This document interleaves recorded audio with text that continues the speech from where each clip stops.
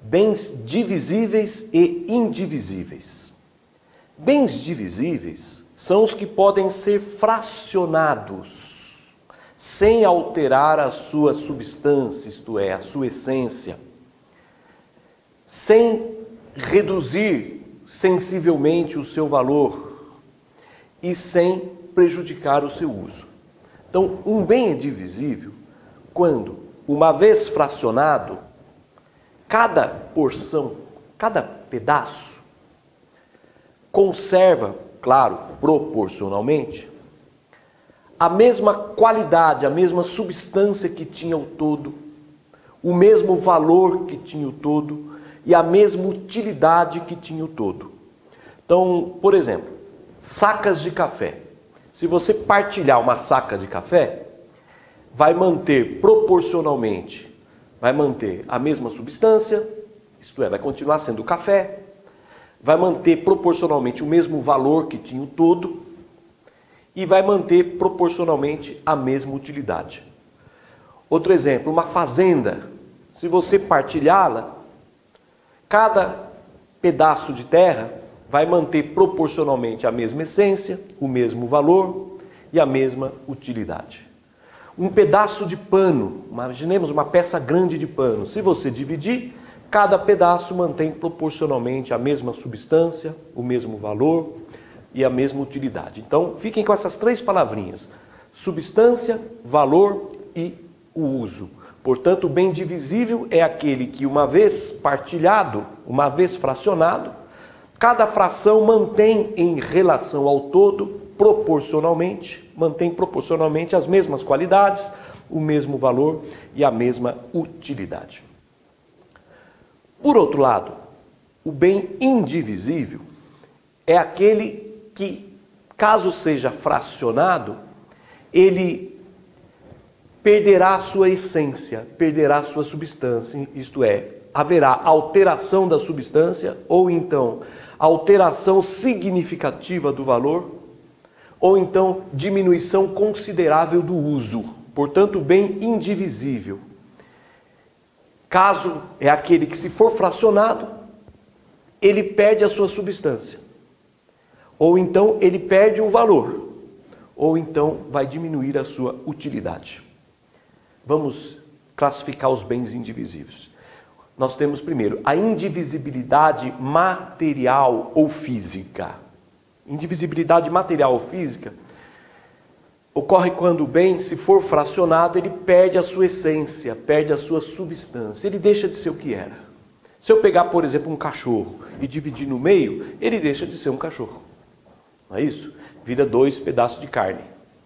Pegar um carro e dividir no meio, não tem como.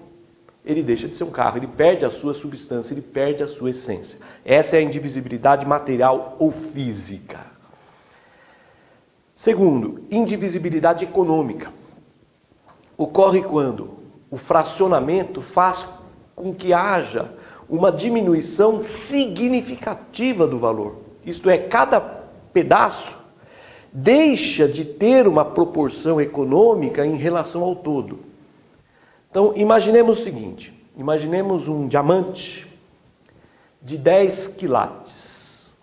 Diamante de 10 quilates, ele vale, vamos colocar, 20 milhões de reais, pelo tamanho dele, 10 quilates.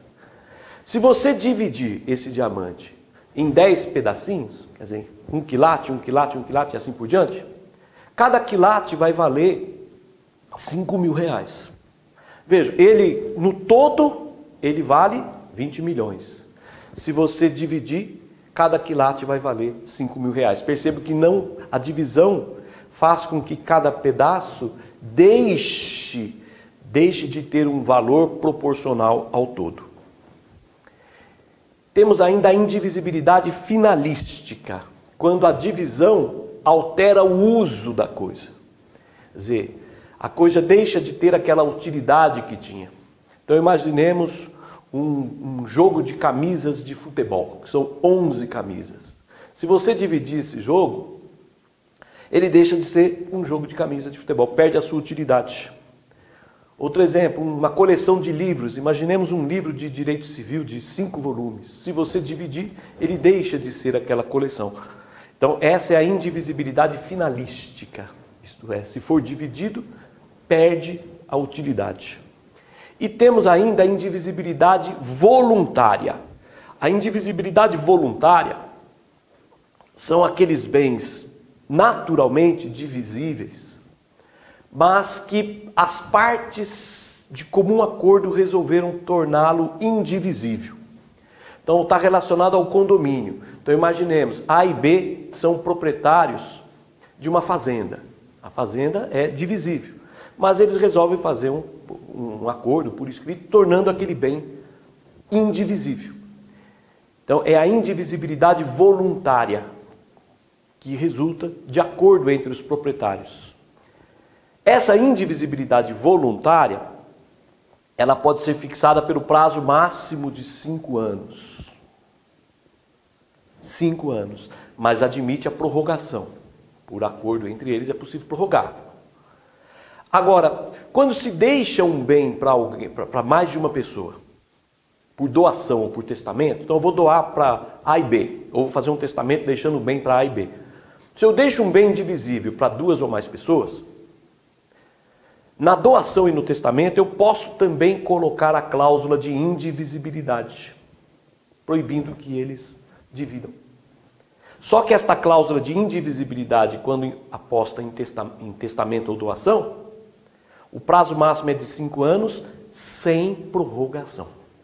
Então, a indivisibilidade voluntária ocorre quando os próprios condôminos de um bem divisível resolvem transformá-lo em indivisível. Daí a duração é de 5 anos, mas admite prorrogação. Ou então, quando por doação ou testamento se deixa um bem para mais de uma pessoa, um bem divisível para mais de uma pessoa, mas se insere a cláusula de indivisibilidade. Nesse caso, o prazo também é de 5 anos, mas não admite prorrogação. A cláusula de indivisibilidade, nessa indivisibilidade voluntária, ela pode ser cancelada por ordem do juiz. Desde que haja um requerimento dos interessados, é possível cancelamento por ordem do juiz, tá?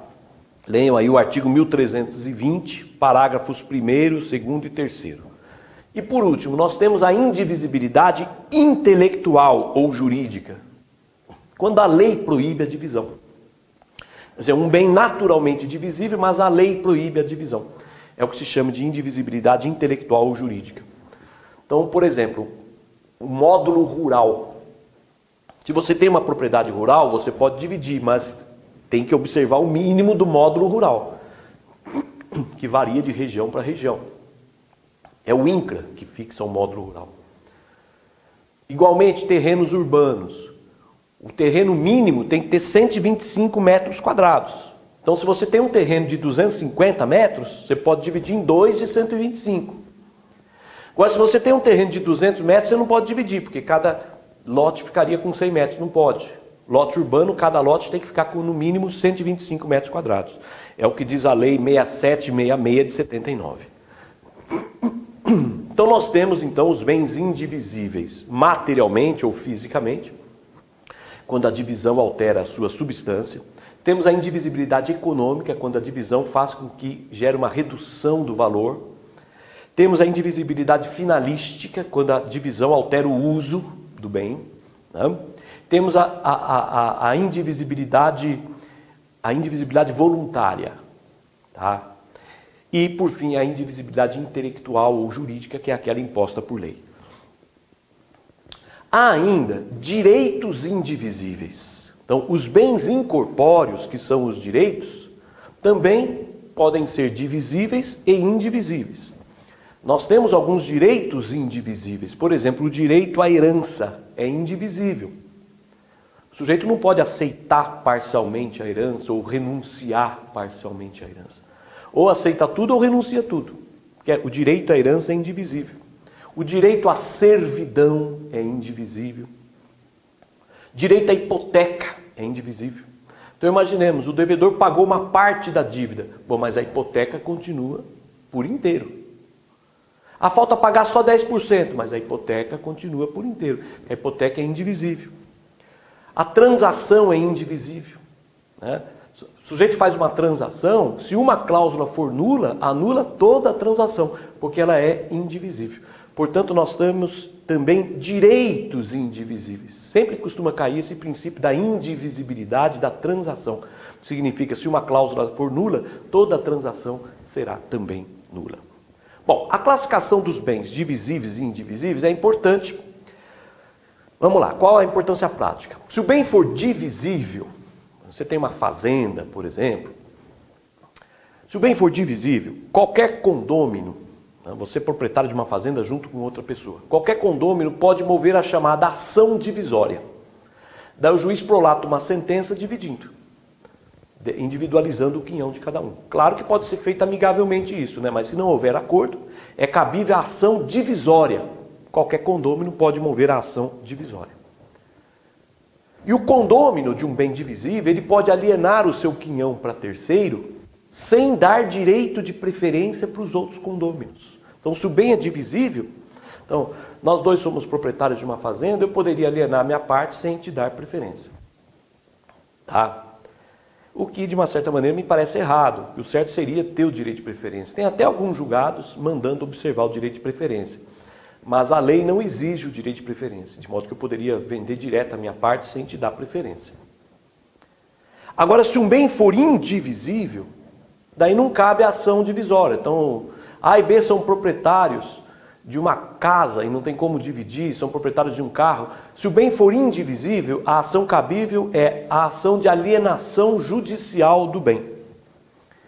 Alienação judicial do bem. Daí o juiz... É um procedimento, na verdade, de jurisdição voluntária, né? O juiz vai mandar vender o bem em leilão. E daí reparte o dinheiro. E os condôminos, é claro, têm preferência para adquirir o bem nesse leilão.